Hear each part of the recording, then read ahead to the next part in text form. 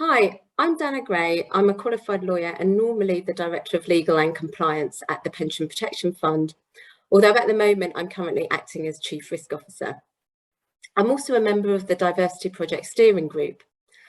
I thought long and hard about which story or experience to relay about being a fish out of water, as there are a fair few.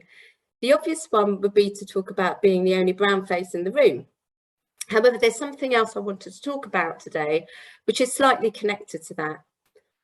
I grew up the child of immigrant parents, a first generation Brit raised in Croydon in South London, which isn't an affluent area.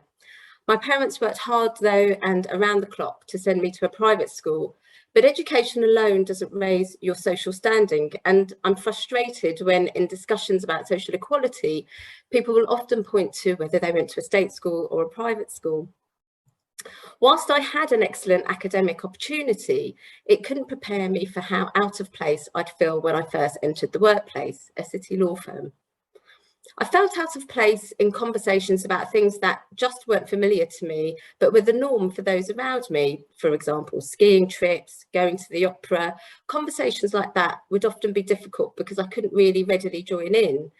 These were things we just didn't do as a family, not just because of the lack of disposable income, but also because my parents just simply didn't have the time.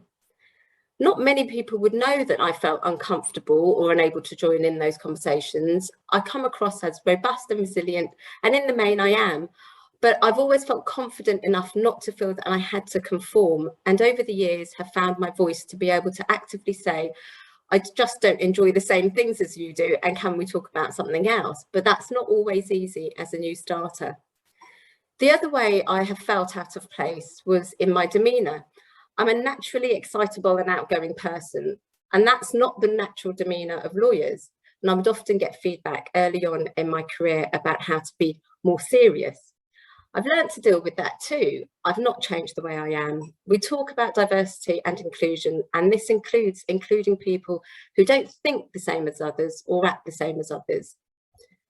So my takeaway really would be, don't ignore the person within.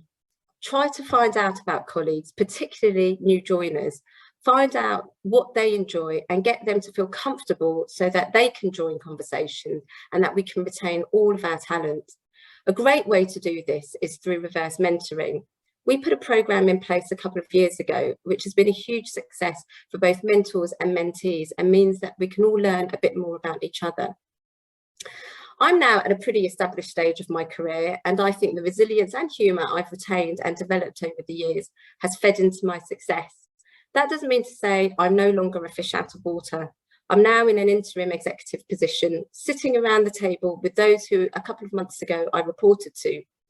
The great thing for me here is that with all that I've learned and that others have taken the time to learn about me, whilst a fish out of water, I'm not gasping for air.